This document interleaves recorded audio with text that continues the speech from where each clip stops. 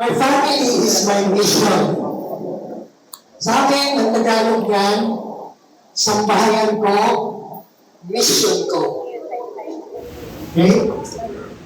Sabi kasi pamilya. Para sa akin, mas malawak yung saklaw ng sambahayan. Ibig sabihin, kasama din yung pamilya mismo, at yung tinatawag natin sa English na extended family. Yung mga kasama mo pa sa bahay. Dahil hindi lang yung pamilya mo ang obligasyon mo na madala sa Panginoon, kundi lahat na nakakahalugilo mo. Na kung matatandaan ninyo sa ating declaration, binabanggit natin, no? Sabi natin, sa bahay, at work, at play. Sa lahat ng yun ay bahagi ng ating mission. Okay. Noong isang malaking tanong ay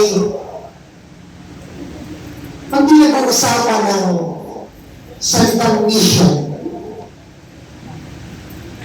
Nagkakaroon tayo ng araw-araw. Ano ba naman ibig sabihin ng mission? No? Ano ba ibig sabihin ng mission? Ano ba ibig sabihin na tayo ay mga misyonero? Okay. Now, nais ko lang na maging malinaw to. Alam mo ba o hindi, dapat ngayon ay malaman mo na to.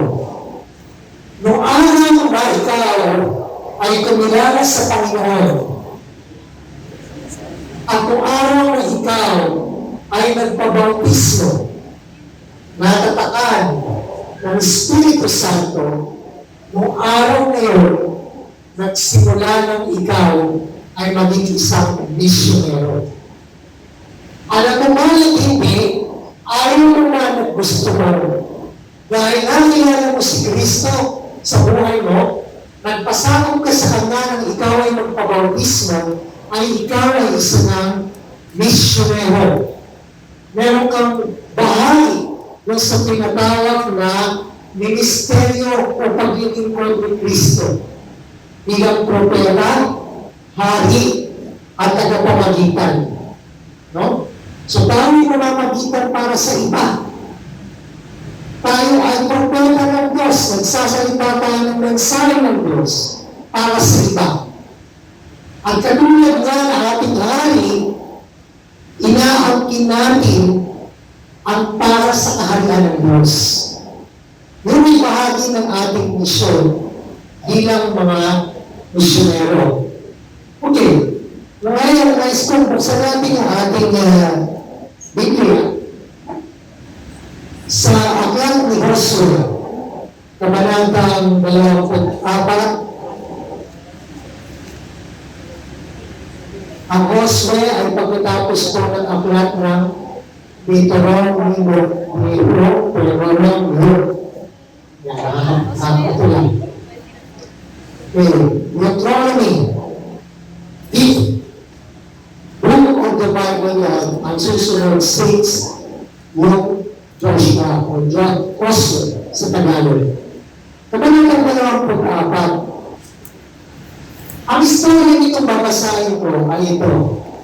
Wala lang po si Moses, namatay na. At tumalik na ang kanyang naging kamay si Josue sa pangunguna sa bayan ng Israel. At nung panahon yun, ay hindi pa buo ang pagkakatalaga ng mga bayan ng Israel sa Diyos.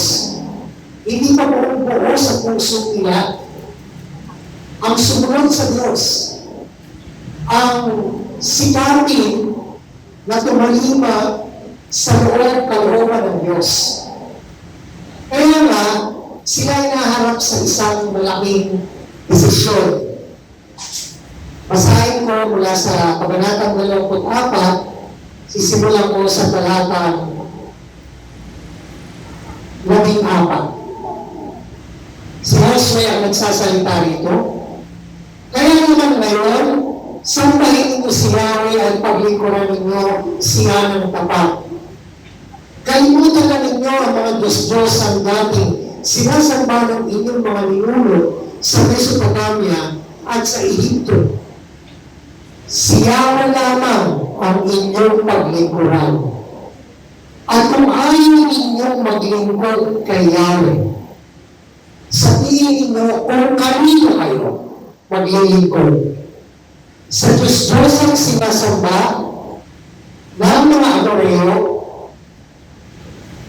o sa Diyos-Diyosang sinasamba ng inyong mga ninuno sa Mesopotamia, o sa mga Diyos-Diyosan ng mga Amoreo, na sinasamba dito sa lupa inyong pinataanan.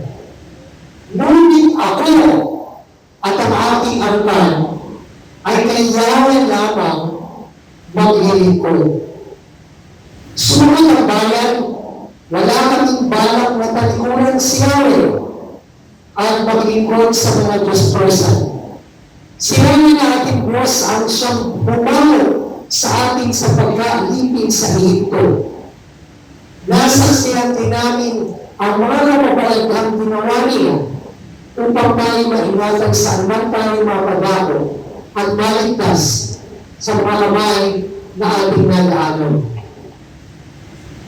So ito yung sinabi ni Josue sa bayan ng Israel at naging tugon ng bayan ng Israel sa hamon ni Josue. Sa pinaipiling hamon ni Josue, ganito yun. Sinasabi niya, sabihin niyo sa araw na ito, kung kanino kayo maglilingkod, ngunit sa akin, sa ganang amin, at ang aking sambahayan, maglilingkod kami kay Yahweh. So, binigyan na kaagad ng tiin ni Josue, ako at ang pamilya ko. Titiyakin namin na kami maglilingkod kay Yahweh. Ako at ang pamilya ko, kasama ko natutulong sa gawain ng Panginoon. Ako at ang pamilya ko, magkasama kami maglilisyon. So, yun ang binibigyan ni Josue. Kaya ngayong umaga, pag-usapan natin sa bayan ko, mission ko. Ngunit sa ganang akin at sa aking sambayan, yung verse ko sa Joshua 24:15, ngunit tungkol sa akin, yung version na ginamit ko. Ngunit tungkol sa akin at sa aking sambayan, maglilingkod kami sa Panginoon. So yung ating susing talata sa ating pag-aaral ngayong umaga. Ang unang bahagi ng ating pag-aaral ay pinamagatan ko ang misyon ay nagsisimula sa amin. Ang misyon ay nagsisimula sa akin. Kapag narinig natin yung salitang misyon, ano ba pumapasok sa isip nyo? No? Ano ba naisip nyo kapag pinag-uusapan yung salitang misyon? Ang madalas na pumapasok sa isip ng tao kapag narinig yung salitang misyon, ito ay namahulga ng pangangaral. No? Kapag hindi naman lahat ay hindi tumayo, at mangarap. So, hindi pa sabihin, hindi ka na pwede mag-iisyon, no? Pangalawa na iniisip ng maraming tao, yung pagpunta sa ibang lugar. Okay?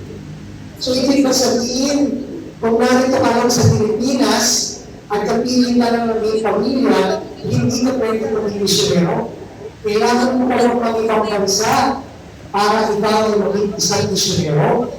Ano ba? Hindi ba ang iniisip pagtulong sa marami? At yung iba ang iniisip ay paglilingkod sa simbahan. So ito yung mga kaisipan natin pag narinig natin yung salitang misyonero o misyon. Nalala ko, late 1980s, yung mga kasama ng mga kabataan, ang edad ay mula 13 hanggang 20. At nagpupunta kami sa iba't ibang lugar. mga lugar na wala pang iglesia.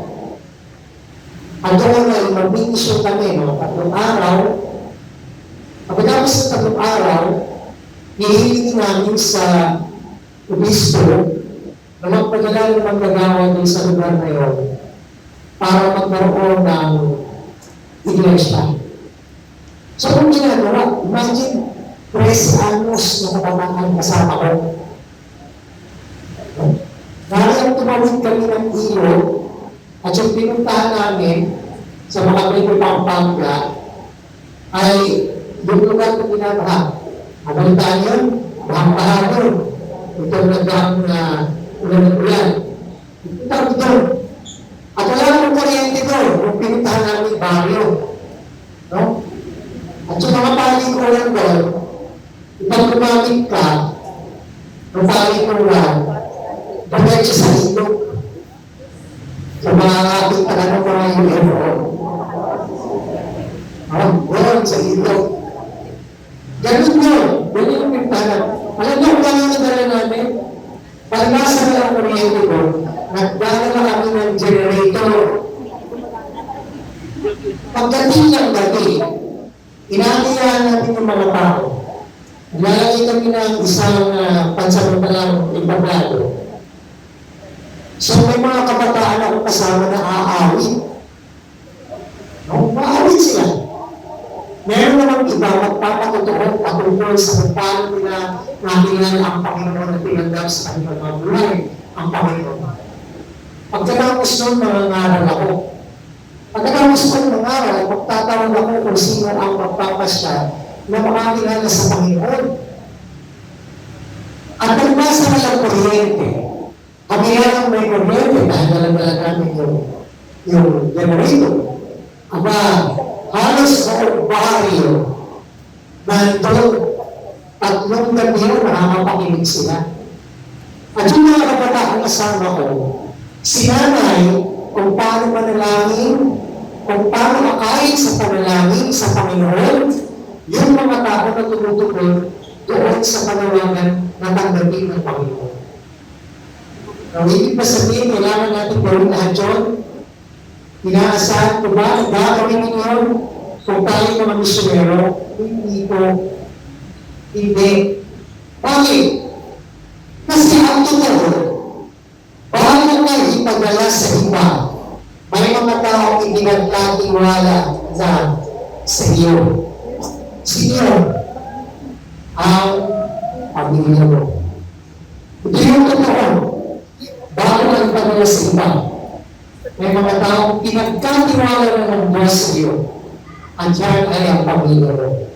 Sabi ni Josue, ako at ang aking sambahayan, maglilingkod kami sa Panginoon. Pansinin na sinabi niya, ako, kundi ako at ang aking sambahayan. Hindi niya sinabi ako. Sabi niya, ako at ang aking sambahayan. So, paano natin sisimulan ang pagbimisyon?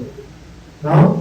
Kung ang ating pamilya ay ang ating unang misyon, paano natin ito gagawin? Tandaan ito, ang pamilya mo ay hindi isang distraction. Sa Tagalog, distraction. Kung bagay, iniligaw ka, hindi ito kaabalahan para hindi ka makatugon sa misyon. Kundi ang pamilya mo, ang posibleng unang misyon mo sa buhay. So kung nag-iisip ka, ano ba ang misyon ko sa buhay? At hindi mo pa rin alam. Yes, ang tinutulong sa atin ngayon, ang unang misyon ko ay ang pamilya mo. Okay. So, paano tayo magsisimula sa misyon ito?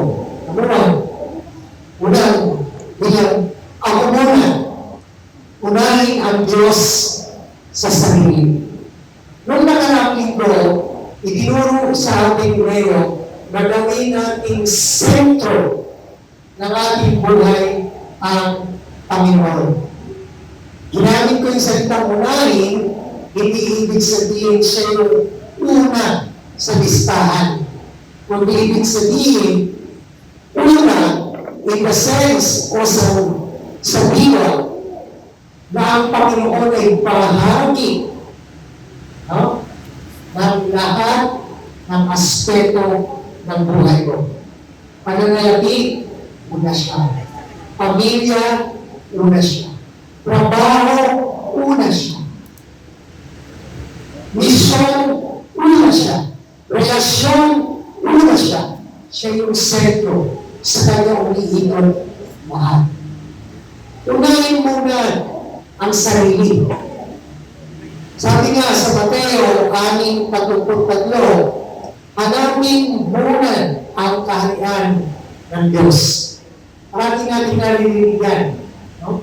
Seek ye first the kingdom of God and its righteousness, and all these things shall be added unto you. Hanapin muna. Bakit ko binibigay ko ng din? Paano mo gagawin misyon ang pamilya mo kung ikaw mismo hindi sentro ang kaharian ng Diyos sa buhay mo? Paano mo nakakain ng pamilya mo sa paghahari, sa pagpapasakot, sa pagpapahari ng Panginoon kung ikaw mismo hindi ka pa nagpasakot sa paghahari ng Panginoon? Kaya nga, bago mo baguhin ang pamilya mo, dapat ako muna ang magbago. Ano pa po kayo? Huwag mong asahan na magbabago yung katabi mo. Pero ikaw mismo, walang pagbabago sa'yo. Wala ang problema sa maraming pamilya na ito. Hindi ha? May mga pamilya, na meron sabi nga natin, kung mga membro ng pamilya kung minsan ang tawag natin doon ay pasaway. Pero ayaw akong gamitin yung salita yan kasi ibig sabihin ng pasaway, patapon ka, wala kang kwenta. Walang tao, walang kwenta sa paningin ng Diyos. Ngayon, pag mayroong pasaway sa pamilya, ang paraming nagiging layunin ng buong pamilya, pabuhin yung pasaway. Ama, niraratrat natin sa kasisermo, magbago na, asama ang ugali mo, etc. etc. So, pinatulungan natin kung sa taong pasaway, yung pangangailangan niyang magbago. Alam nyo, yung ganung pag-uugali, inaalis natin sa ating sarili yung pananagutan na tayo mismo dapat ang unang makaranas ng pagbabago sa ilalim ng pag-aari ni Kristo. Kung talagang pinaghaharian ka ng Panginoon, katulad ng sinasabi mo, dapat makaranas tayo ng pagbabago. No? Hindi lang basta pagbabago. Nagamitin ko ito sa litang ko. Revolusyon. Dapat may revolusyon ang ating buhay. Iniiba ang mga lumang isipan at paraan ng pamumuhay at nagtitindig ng bago ayon sa pamantayan at kalooban ng Panginoon. Bago naturuan ng anak ko, dapat makita nila ako. Bago ko sabihin magtiwala sa Diyos ang mga anak ko, dapat ako mismo nagtitiwala sa Diyos. Hindi lang magulang, ha? Hindi lang mga magulang. So, mapapansin ninyo na ngayong umaga, mas marami itong ibigyan ng diin sa pananagutan ng mga magulang. Pero huwag akalain ng mga anak na makaliligtas kayo sa inyong kombinasyon, sa inyong pamilya. Okay. So, bilang magulang, anong dapat na meron tayong pamatayan sa buhay na nakikita ng ating mga anak. Gawing sentro ang Diyos sa mga pagpapasya sa buhay. Bago ka magpasya bilang magulang, hilingin mo sa Panginoon, ano ba ang kalooban mo, Panginoon? Ito ba ang tamang gawin sa aming anak? Ito ba ang tamang pagpapalaki? Ito ba ang tamang pagtuturo? Now, alam naman natin, ito'y walang pag-aalilangan na iba-iba tayo ng paraan ng pamilya na kinalakihan. Diba? Hindi ba? Halimbawa, sa amin, sa pamilya namin, hindi ka talaga pwedeng makipag-usap sa mga magulang nang walang po ang opo. Hindi namin pwedeng sagutin ang aming mga magulang ng oo. Never. Kasi, para sa pamilya namin, yung oo, pagsagot sa magulang, karaman mo lang ang sinasagot mo ng oo. Yun ang aming pamantayan sa aming pamilya. Tapos meron kaming mga ranggo. Now, ang madalas na ranggo na naririnig natin, ate at kuya. Di mo ba? Kami merong ate, tete, sense, ije, kuya, iko, sampo. Pagka ang tiya mo ay mas bata sa magulang mo, ang tawag namin ay tiya. Pag mas bata na lalaki, iyo. Pag mas matanda sa magulang, ang tawag namin kaka. Mga lalaki man o mga babae.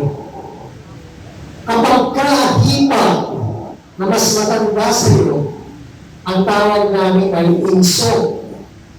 Kapag ka bayaw na mas matanda sa aming magulang o mas matanda sa amin, ang tawag namin ay siyaho.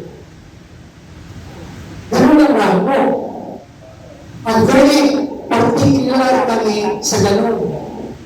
Now, mga kapatid, hindi ko sinabing malakihin niyo yung anak niyo sa ganun paraan. Hindi yan ang sinasabi ko. Pero ang sinasabi ko, isipin ninyo, gawin ninyong sentro ang Diyos sa pagpapasya nyo kung paano nyo papalakihin, kung paano nyo tuturuan ang inyong mga anak. Lalo na yung mga may anak na bata pa, hindi pa huli ang lahat. Pwede pa namin ituro yung wastong asta, yung wastong pagbugali, yung wastong pagsasalita. Ano ba? Bilang magulang, gawing sentro ang panalangin kaysa panik.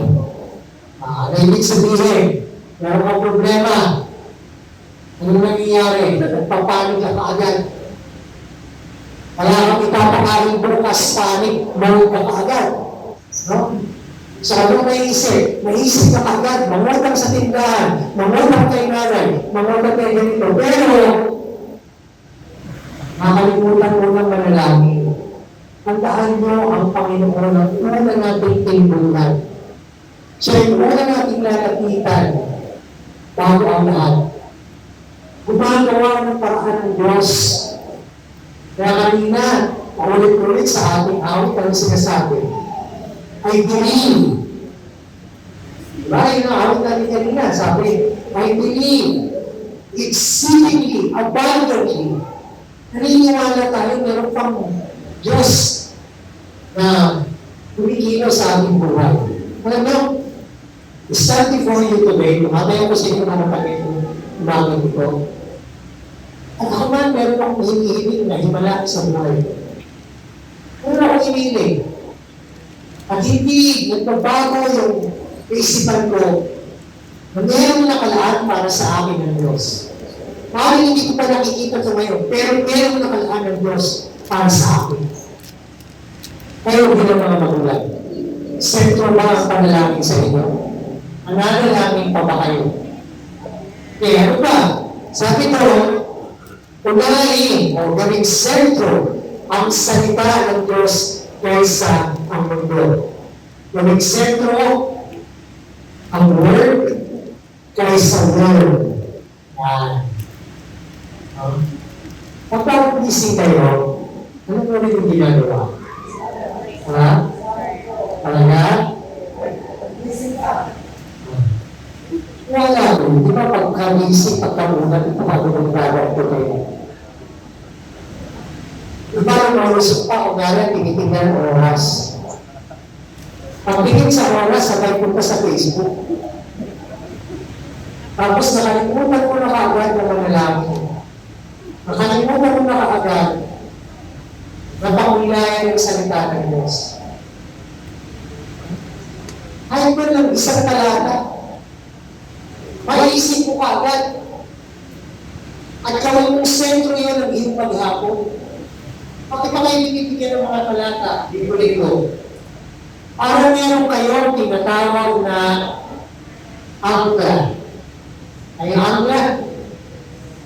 Diba? Kapag ka ang mga barko ay umihintil, niluhulog nila yung angkor, yung angla, para hindi sila nakahin ng hangin o ng malakas na tubig. Yung salita ng Diyos, yun ang pag-ahangla sa iyo para sa araw na yun. The word of God will keep you grounded. Gawing sentro ang word kaysa ang word. Ano ba?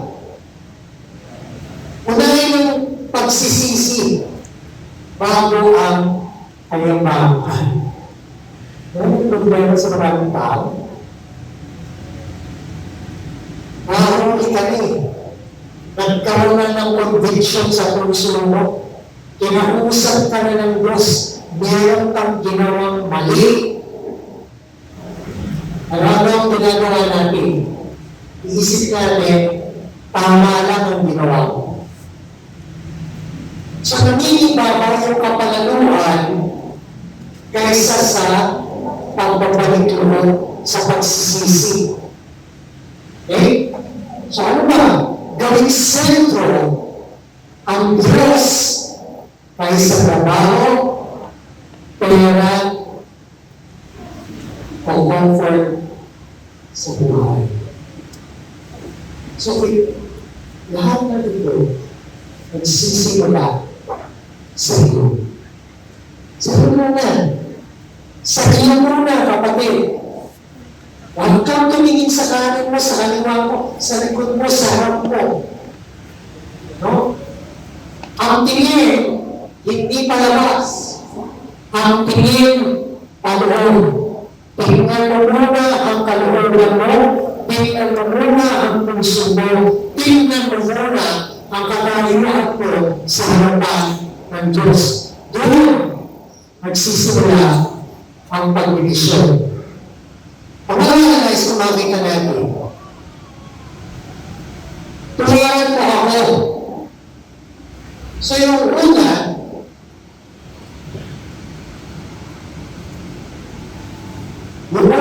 ang sabi sa akin, ako muna, sarili muna. Ngayon naman, inahamon tayo ng salita ng Diyos na kumilos ayon sa pagbabago na ating naranasan. Ang ngayon, hinahamon na natin ang kasama natin sa pamilya na tularan tayo. Ano, nakakatakot yan. Nakakatakot yan. Kasi sa totoo lang, lahat ng tao nag-iiwan ng halimbawa eh. Lahat tayo, nag-iiwan tayo ng halimbawa. Halimbawa na makikita ng ating membro ng ating pamilya. Ang tanong, yung halimbawa iniiwan mo at makikita mo nga sa'yo, ay katulad-tulad ba? Pwede ka pang tularan. Nahaharap ba sila na tularan ka, hindi lang pakinggan ang sinasabi mo, kundi tularan ang ginagawa mo. Now, sa unang Korinto, kabanata 11, sabi ni Apostol Pablo, tularan niyo ako gaya ng pagtulad ko kay Kristo. May karapatan ka na sabihin na tularan ka kung ikaw ay tumutulad kay Kristo. Ang aming inaasahan, sana tuwing tayo titingnan ng ating mga anak, ang makikita nila ay magandang halimbawa. Halimbawa ng pagmamahal, halimbawa ng pagpapatawad, halimbawa ng kapakumbabaan, no? Halimbawa ng paglilingkod, halimbawa ng pagtitiwala sa Diyos. Ito sana yung makita sa atin. Reality check. Mas mabilis matuto ang mga anak sa nakikita kaysa nakikinig. Ilan ang Senyor? Mas magaling matuto yung mga bata sa nakikita kaysa sa naririnig. Pansinin ninyo, ang mga bata ngayon ay lingwisyan. Ang pinakita, talaga yan, nagagayan. Nanood ng TikTok, may nakikitang sayaw. Maya-maya, ginagawa na rin yung sayaw.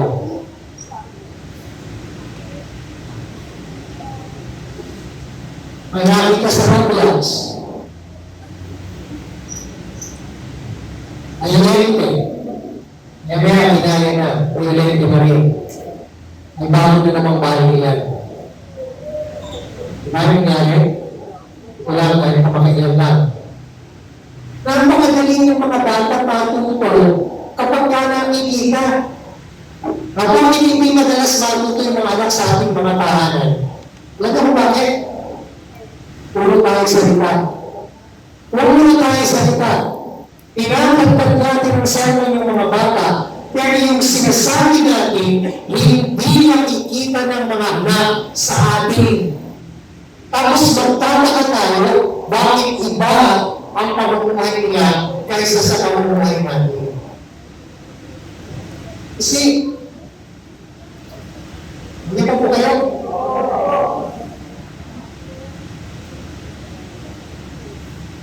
Bakit iba yung ginagawa ng mga anak sa ginagawa ng mga magulang? Bakit hindi nagtutugma yung tinuturo ninyo sa naranasan ng ating mga anak? Bakit gano'n? Ano ba yung kailang mga magulang? Naniniwala kayo ng mabuting bagay ang sumamba kasama ng pamilya ito. Ano? Bakit kaya naman nandito? Yung mga anak mo nasan?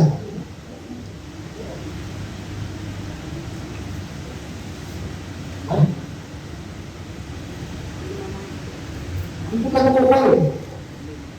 Isip ba yun?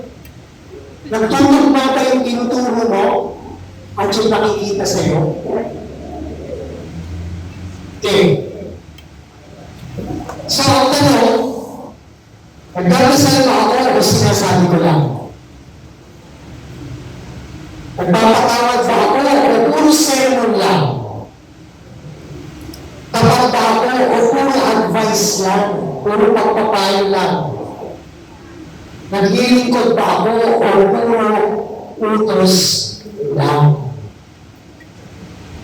So ito isang malaking hamon sa mga magulang at sa mga magiging magulang. No? So kung iniisip mo mga kabataan, hindi namin papel yan ng mga magulang namin. Well, huwag kayong nakatiyak. Kasi pag yung araw, pwede rin kayo maging mga magulang. At pagkakain ng magulang, baka mag-isip kayo, ano nga ba yung tinuro sa amin? Dapat nagtutugma ang sinasabi at ang ginagawa. Nagtutugma ang tinuturo sa pamumuhay na nakikita sa iyo na dapat tularan.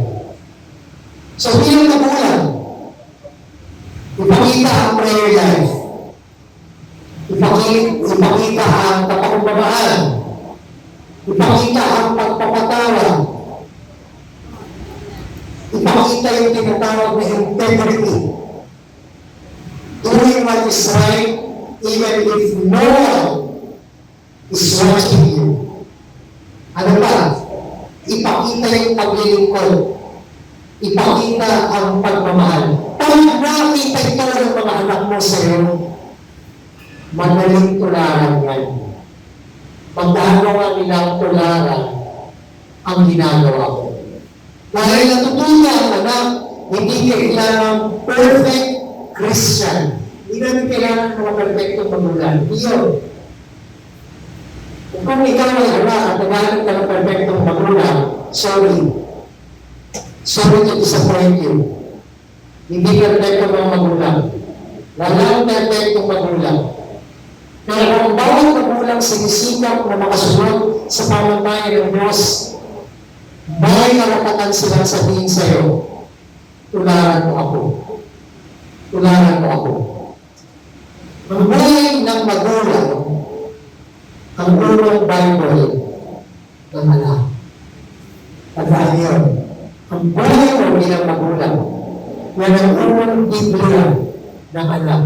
Ibig sabihin ng batas na buhay mo sa harapan ng ina ang unang liwanag na makikita mo papunta sa Diyos na ating sinasamba at pinagtitiwalaan. Okay? Number 3.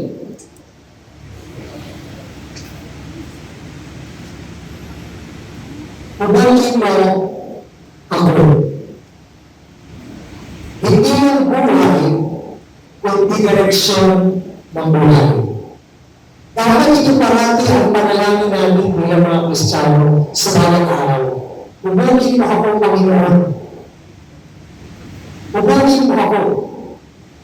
Ang Biblia gumamit ng larangan ng tubig bilang paglalarawan sa tao. Dahil huwag ba, inuupan ng Diyos sa hugis na gusto niya. At ang hugis na gusto parati ng Diyos para sa atin ay yung matulad tayo sa kanyang anak na si Jesus. Si Jesus yung pamantayan. Si Jesus yung sukatan. Si Jesus yung paranon. Si Jesus yung pulbahan. Dapat ito ang ating panalangin. Ngayon, katulad ang binanggit ng nakaraang linggo, oo, mahalaga ang pagkain. Mahalaga ang pagkain. Mahalaga ang bahay. Mahalaga ang edukasyon. Mahalaga ang pinabukasan.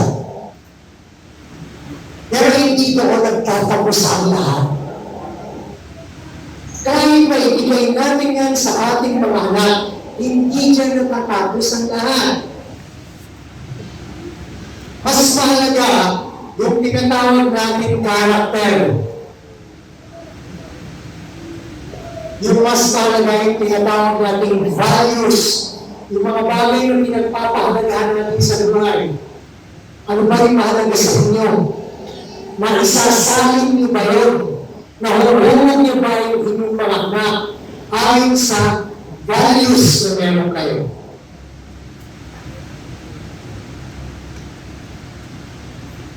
Isa sa mga values na natutuhan ko sa lolo ko sa ina ay ito. Lolo ko po ay nabuhay ng panahon ng mga Amerikano. So, grade 7 siya. Grade 7 ang natapos niya. Pero naging guro na siya. No? Yan ang araw eh. Guro na siya. Tapos yung pagiging guro niya, tumas, hanggang naging principal siya. Ngayon ka lang yun, ang sahod ng mga guro, sige na napakababa. Public school. No? Baba. Eh, siya ang kanilang anak. Siya ang magkakapatid ang aking ina. Katulad kung sinabi ko kami na lahat siya, may rango. Kung siya na yun. Now, mga kapatid, ang isa sa mga natutunan ko sa lalo ko yun, walang obligasyon ng anak. Alagaan ng magulang. Pagtanda ng magulang. Pero, kung ginawa mo ang tungkulin mo bilang magulang, paglalalaman ng anak mo, ang usap itong magpapasya, alagaan ka. That's the value na natutunan ko. Bilang magulang, ang aking obligasyon, pag-aralin ko, alagaan ko, turuan ko ang aking anak. Bakit? Dahil maasa ko ng pagtanda ko, alagaan na ako, hindi dapat. Dapat ang asahan ko, maging mabuti siyang tao. At sa kanyang kabutihan, magawa niyang tumugon sa pangangailangang nakikita niya sa kanyang kalagitnaan. So yung values, yung pananampalataya, yung attitude sa buhay, yung puso, ito yung mga pinakamahalaga. Dapat nakikita natin ito bilang mga magulang. So hubungin natin ang ating mga anak sa katapatan, sa disiplina, sa respeto, sa kababaang loob, sa pinatawag nating compassion, pagmamalasakit, sa pananagutan, responsibility, sa pagpapatawa, sa paglilingkod, sa pananampalataya. Ang tanong, hindi lang anong magiging trabaho ng anak mo balang araw. Ang tanong, hindi lang yung anong magiging profesyon ng anak mo balang araw. No?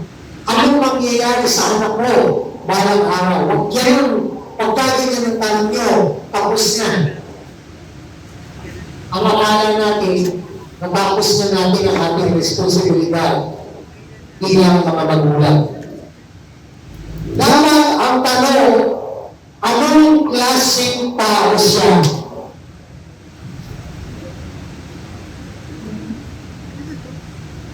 May puso ba siya? Marunong ba siyang magmahal? Sabi ng mga pilosopo, ay may puso po siya, may pangabaga at atali. Diba nga pa naman, kurus siya naman.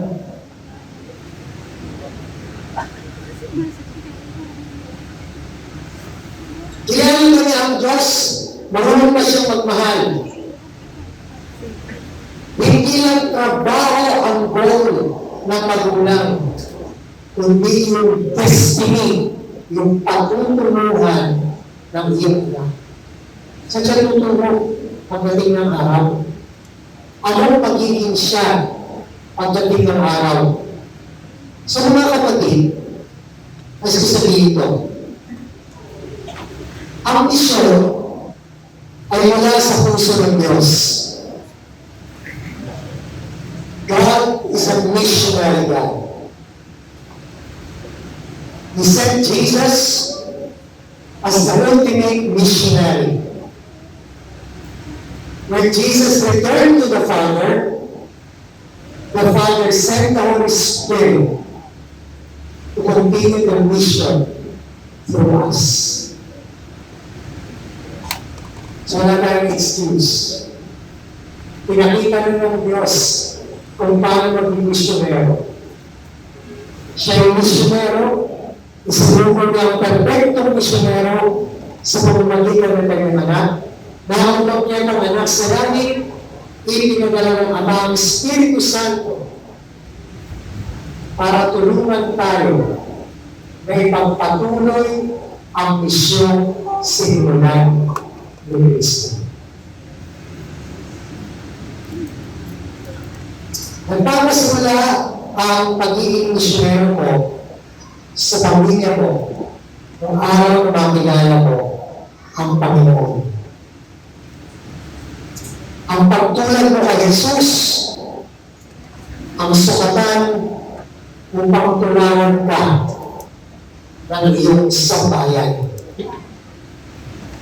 Ang ang patuloy na pagpapahulog mo sa Panginoon, ang pinakamabisang paraan upang maangay mo ang iyong sambayan sa kaligtasan.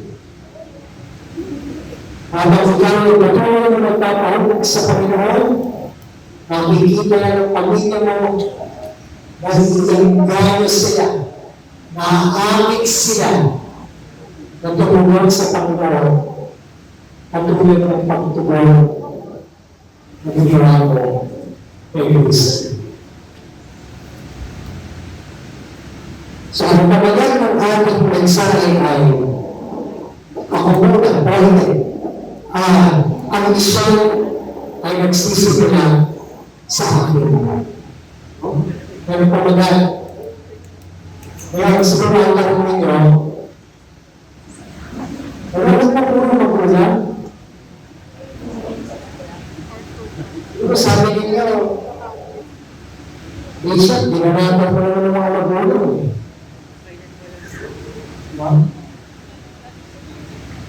May payo po.